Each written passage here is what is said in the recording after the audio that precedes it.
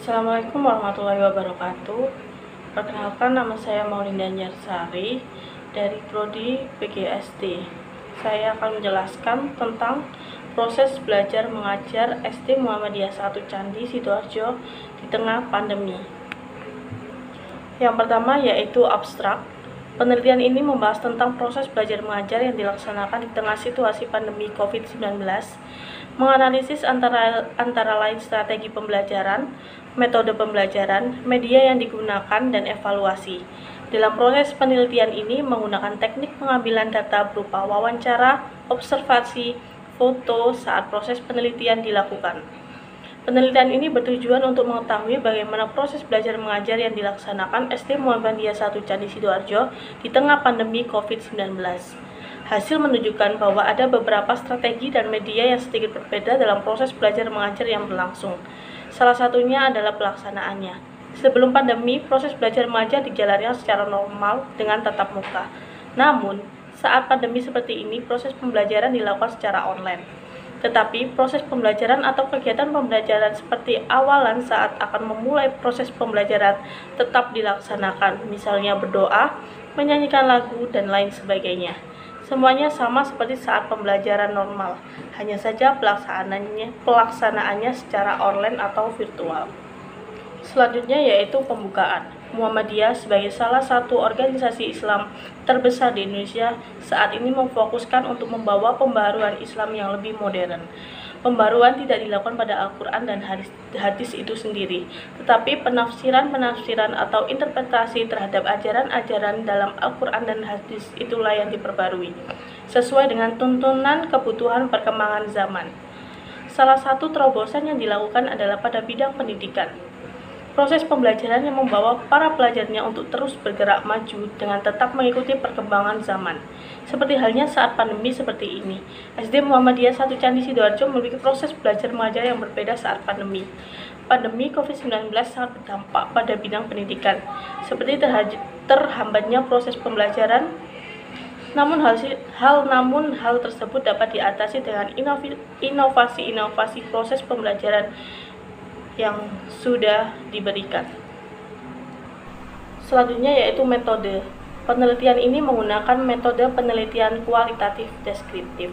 Pendekatan kualitatif merupakan proses penelitian untuk memahami masalah-masalah sosial atau manusia dengan menganalisis kata-kata untuk menciptakan gambaran kompleks dan menyeluruh, serta melaporkan pandangan informasi terperinci yang diperoleh dari para sumber informasi dalam lingkungan alami. Pendekatan kualitatif juga bertujuan untuk menyelidiki, menemukan, menggambarkan, serta menjelaskan kualitas atau keistimewaan dari pengaruh sosial yang tidak dapat dijelaskan, diukur, atau digambarkan melalui pendekatan kuantitatif. Teknik pengambilan data dalam penilaian ini melalui wawancara, dokumentasi, dan observasi. Adapun triangulasi yang dipakai dalam penelitian ini adalah triangulasi teknik. Penggunaan metode kualitatif ini dimaksudkan untuk memperoleh gambaran mengenai proses belajar mengajar SD Muhammadiyah 1 Candi di tengah pandemi. Selanjutnya yaitu hasil penelitian. Yang pertama, strategi. Strategi yang digunakan adalah strategi scientific learning, yaitu membangun pengalaman yang lebih baik melalui berbagai kegiatan. Tujuannya adalah untuk meningkatkan kemampuan intelek, khususnya kemampuan berpikir tingkat tinggi siswa, untuk membentuk kemampuan siswa dalam menyelesaikan suatu masalah secara sistematik. Terciptanya kondisi pembelajaran di mana siswa merasa bahwa belajar itu merupakan suatu kebutuhan, diperolehnya hasil belajar yang tinggi, untuk melatih siswa dalam mengkomunikasikan ide-ide, khususnya dalam menulis artikel ilmiah, dan untuk mengembangkan karakter siswa. Yang kedua adalah bidang media, pembelajaran daring. Pembelajaran online merupakan suatu kegiatan belajar yang membutuhkan jaringan internet dengan konektivitas, aksesibilitas, fleksibilitas, serta kemampuan untuk memunculkan berbagai jenis interaksi pembelajaran. Buku pendamping, buku yang dibuat langsung oleh wali kelas namun tetap memperhatikan kurikulum yang berlaku. Yang selanjutnya yaitu alat peraga. Media pembelajaran bukan hanya guru yang membuat, tetapi siswa juga membuat. Media pembelajaran ini dimasukkan ke dalam lembar kerja siswa. sehingga media pembelajaran ini tidak hanya dimiliki oleh guru, namun juga siswa. Selanjutnya yaitu sekolah inklusi. Siswa yang memiliki berkebutuhan khusus proses belajar mengajarnya diberikan secara langsung tatap muka dibantu dengan guru shadow. Mengutip Fauzan, dalam penelitian Hamidatur Rahman menyatakan bahwa pembelajaran daring bagi anak berkebutuhan khusus akan mengalami banyak hambatan dan kendala jika tidak ada kerjasama dari orang tua dalam mendampingi pembelajaran di rumah.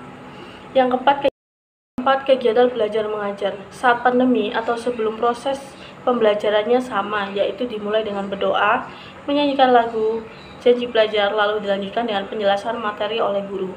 Jika di sebagian besar sekolah saat ini lebih cenderung guru hanya memberikan tugas lalu dikumpulkan, berbeda dengan SD Muhammadiyah 1 Candi ini. Guru akan menjelaskan terlebih dahulu lalu akan mengerjakan soal secara bersama-sama.